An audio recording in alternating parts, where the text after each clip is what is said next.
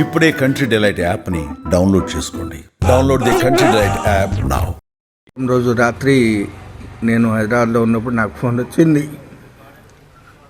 ఇట్లా మా బిడ్డని ఇంట్లో మొత్తం క్లోజ్ చేసేసి అల్లుడు తండ్రి తల్లి మొత్తం బిడ్డని బాగా కొడుతుంటే తట్టుకోలేక కూతురు బెడ్రూమ్లోకి వెళ్ళిపోయి డోర్ వేసుకొని తండ్రికి మా తమ్మునికి ఫోన్ చేసి నన్ను ఇట్లా చంపేస్తున్నారు డాడీ, ఎక్కడున్నా త్వరగా రా అంటే మా తమ్ముడు అట్లాగే మా తమ్ముడు కొడుకు ప్రదీప్ ఇద్దరు కలిసి వాళ్ళ ఇంటికి వెళ్తే ఎల్లుడే లోపల డోరు కొట్టి తీయంగానే ఇక వీళ్ళని కొట్టడం మొదలుపెట్టారు. వీళ్ళిద్దరిని కొట్టడం, మానసికంగా ప్రైవేట్ పార్ట్ల మీద హాని చేయడం, తల మీద భుజం మీద కడుపులో గుద్ది అల్లుడు తండ్రి ఇద్దరు గుద్ది మా తమ్ముడిని అక్కడే స్పృహ లేకుండా పడిపోయాడు. అంతనే ఒక 10 నిమిషాలు కూడా పట్టలేదు, హాస్పిటల్ తీసుకెళ్లే లోపే చనిపోయాడు.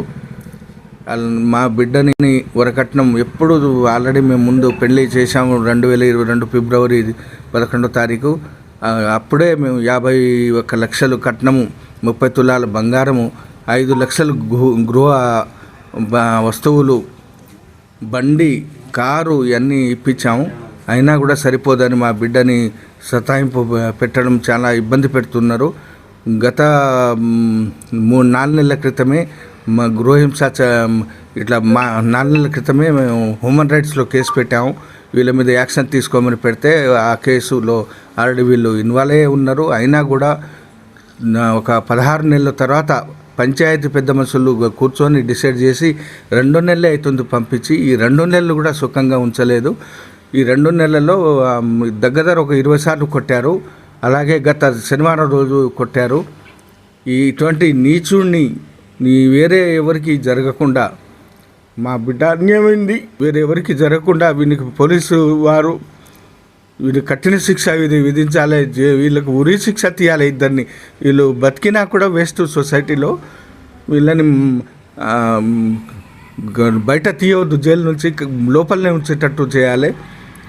ఇప్పుడు మా బిడ్డ కుటుంబం ఆగమైపోయింది, అలానే మా తమ్ముడు కుటుంబం ఆగమైపోయింది. తమ్ముడు చనిపోయాడు. నేను లాలు నాయక్ బాబాయ్ కొడుకునైత.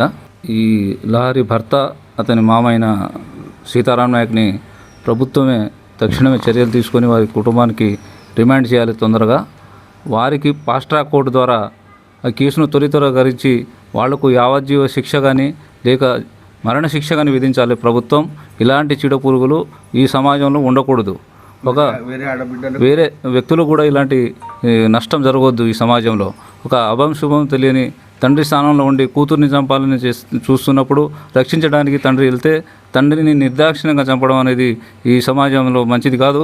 ఇలాంటి వ్యక్తుల పట్ల పోలీస్ శాఖ వారు తక్షణమే చర్యలు తీసుకోవాలి, వాళ్లకు రిమాండ్ చేయాలి. అట్లాగే పోలీస్ శాఖ వారు ఇది ఫాస్ట్ ట్రాక్ కోర్టుకి కేసుని రెఫర్ చేస్తే తక్షణమే సత్వరమే ఈ కుటుంబానికి న్యాయం జరుగుతుంది. వారికి ఈ సీతారాం కుమారుడికి వివాహం సందర్భంలో 51 లక్షల రూపాయల నగదు, 30 తులాల బంగారం, ఇంటి సామాగ్రి, మరి కార్లు కొనడానికి డబ్బులు, చాలా కట్నంగా ముట్టడం జరిగింది.